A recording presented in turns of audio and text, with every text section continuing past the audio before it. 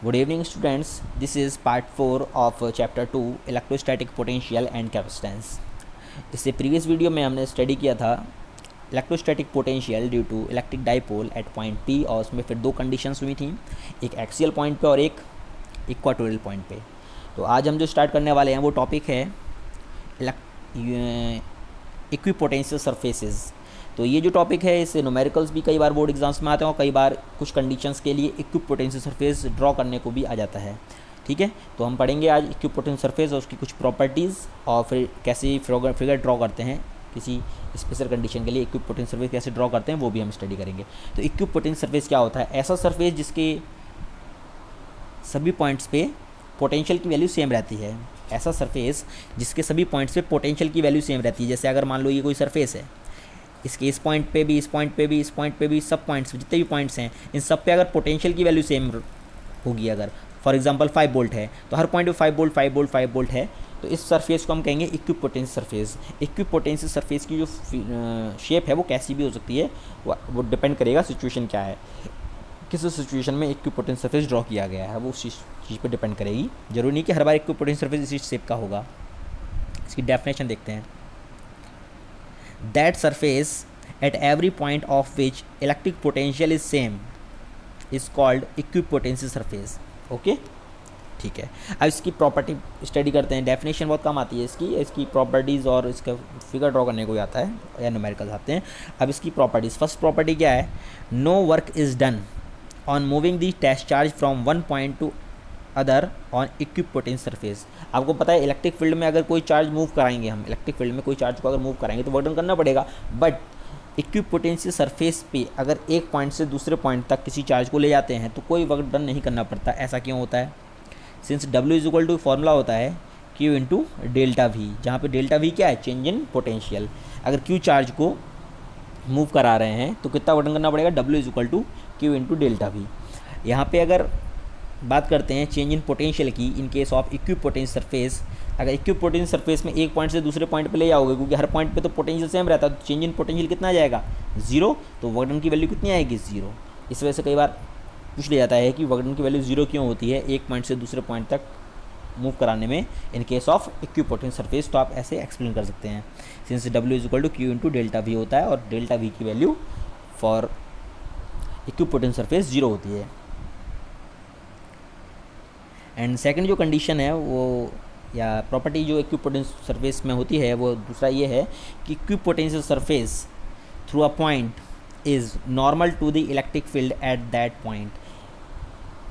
Equipotential surface जो होता है वो ऑलवेज इलेक्ट्रिक फील्ड के नॉर्मल डायरेक्शन में होता है। अगर मान लो इलेक्ट्रिक फील्ड की डायरेक्शन ये है तो इसमें जो इक्विपोटेंशियल सरफेस हम ड्रॉ करेंगे उसकी डायरेक्शन इनके परपेंडिकुलर होनी चाहिए। ठीक है, इस टाइप से बना सकते हैं हम एक इक्विपोटेंशियल सरफेस, दूसरा इक्विपोटेंशियल सरफेस, तीसरा इक्विपोटेंशियल सरफेस, लेकिन डायरेक्शन क्या होगी? Normal to the direction of electric field. इसमें दो पॉइंट्स हैं, इनको याद रखना है। पहला, the equipotential surface for a single point charge are concentric spherical surfaces centered at the charge. अगर कोई सिंगल पॉइंट चार्ज है उसके लिए इक्विपोटेंशियल सरफेस ड्रॉ करने होंगे तो कैसे होंगे? कंसेंट्रिक स्फेरिकल सरफेसेस इस टाइप से बना देंगे। तो ये एक इक्विपोटेंशियल सरफेस है, ये दूसरा इक्विपोटेंशियल सरफेस, ये तीसरा इक्विपोटेंशियल सरफेस है। इस टाइप से हम बना सकते हैं। और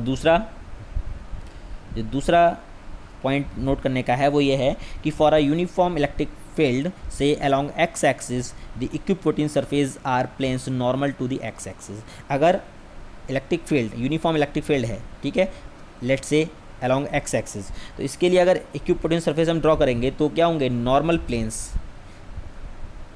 एक्स एक्सिस के नॉर्मल जो प्लेन्स होंगे वो सभी इक्विपोटेंशियल सरफेस होंगे। जैसे ये पहला इक्विपोटेंशियल सरफेस, ये दूसरा, ये तीसरा। ठीक है, इक्विपोटेंशियल सरफेस मतलब इसका पोटेंशियल मान लो 5 वोल्ट है, इसका 6 वोल्ट है, इसका 7 वोल्ट है। ठीक है, इस टाइप से फिक्स रहने वाले हैं। नाउ सम इक्विपोटेंशियल सरफेसेस, अलग अलग केसेस में इक्विपोटेंशियल सरफेस कैसे होते हैं देखते हैं। फॉर अ पॉइंट चार्ज, अगर पॉइंट चार्ज की बात करते हैं तो कैसे होता है? कंसेंट्रिक स्फेरिकल सरफेसेस होते हैं। तो यहाँ पे पॉजिटिव चार्ज है, पॉजिटिव चार्ज के ये इलेक्ट्रिक फील्ड की वैल्यू क्या होती है, फिर डायरेक्शन क्या होती है? Radially outward. तो रेडियल आउटवर्ड बना दिया हमने, इलेक्ट्रिक फील्ड ये रेडियली आउटवर्ड हो गया। ठीक है, और इक्विपोटेंशियल सरफेस कैसे होंगे, कंसेंट्रिक स्फेरिकल सरफेसेस, तो कंसेंट्रिक स्फेरिकल सरफेसेस बना दी, ये क्या है, और अब पॉइंट चार्ज। नेगेटिव के लिए भी ऐसे बनेगा, बस इलेक्ट्रिक फील्ड की डायरेक्शन क्या हो जाएगी, रेडियली इनवर्ड हो जाएगी, बाकी बनेंगी concentric spherical surfaces he. For a uniform electric field, uniform electric field की बात करते हैं तो उसमें जो इक्विपोटेंशियल सरफेस होंगी वो इस टाइप से बनेंगी, रेक्टेंगल्स बनेंगे normal to the electric field.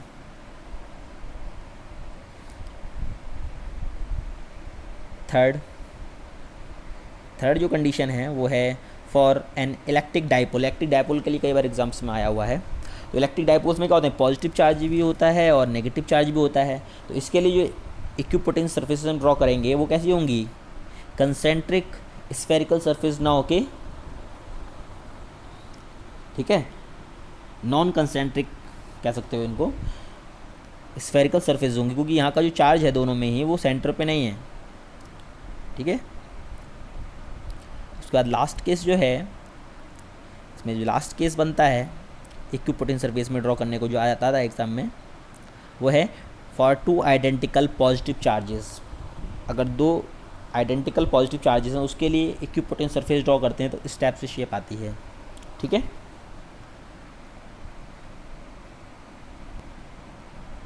Now next topic is relation between electric field and electric potential. काफ़ी इंपॉर्टेंट टॉपिक है ये, इलेक्ट्रिक फील्ड और इलेक्ट्रिक पोटेंशियल में रिलेशन। फर्स्ट चैप्टर में हमने स्टडी किया था इलेक्ट्रिक फील्ड और सेकंड चैप्टर में हम स्टडी कर रहे हैं इलेक्ट्रिक पोटेंशियल। इन दोनों में रिलेशन क्या है, अगर हमें रिलेशन पता हो तो इलेक्ट्रिक फील्ड की वैल्यू पता होगी तो इलेक्ट्रिक पोटेंशियल की वैल्यू निकाल सकते हैं, और इलेक्ट्रिक पोटेंशियल की वैल्यू अगर हमें पता है किसी पॉइंट पर तो उस पॉइंट पर इलेक्ट्रिक फील्ड की वैल्यू निकाल सकते हैं। तो ये रिलेशन काफ़ी इंपॉर्टेंट है, इसको हम सॉल्व करेंगे, रिलेशन को फाइंड करेंगे with the help of equipotential surfaces. कैसे करते हैं देखते हैं। Let us consider two equipotential surfaces A and B spaced closely at a perpendicular distance dr। A और B दो equipotent surface हैं, ठीक है, जो एक दूसरे से perpendicular distance dr पे रखे हुए हैं। Let the potential of A is V and potential of equipotent surface V is V minus dV, where dV is the decrease in potential in the direction of electric field E normal to A and B, ठीक है। यहाँ पर जो electric field की direction है वो ये direction है इलेक्ट्रिक फील्ड की। इस डायरेक्शन में हम ऊपर जा रहे हैं तो पोटेंशियल वैल्यू डिक्रीज होती जा रही है, और इस वजह से A का पोटेंशियल V है और B का potential V minus delta V है, बिकॉज इलेक्ट्रिक फील्ड की डायरेक्शन नॉर्मली अपवर्ड है।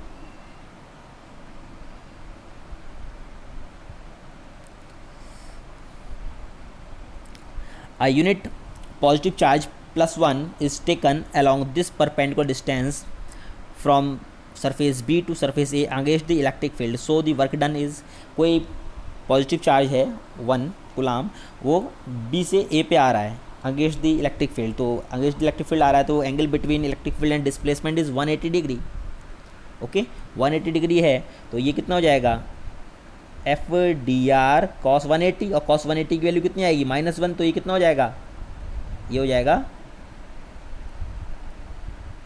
माइनस एफ डी आर, क्योंकि कॉस 180 की वैल्यू -1 होगी, और ये हो जाएगा F W B A is equal to minus F D R, okay.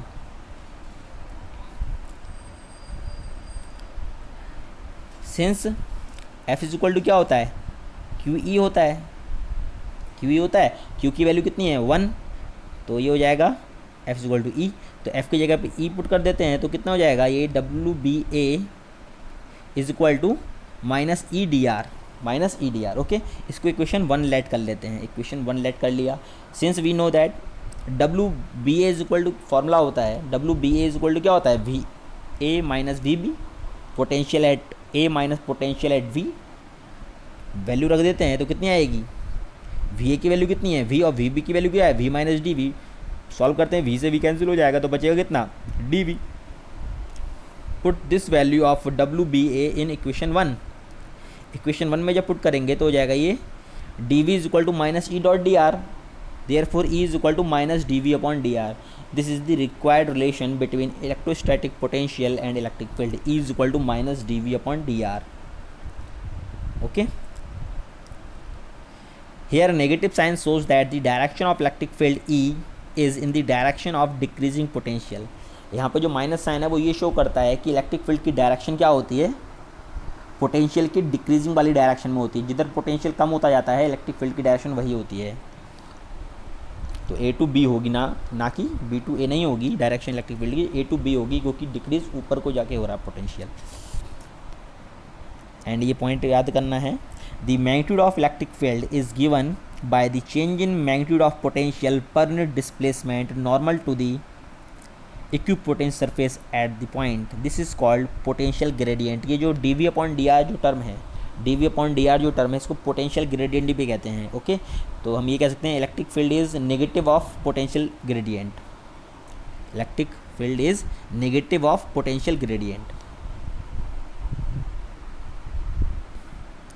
तो आज की इस वीडियो में इतना ही, ठीक है। Thank you students.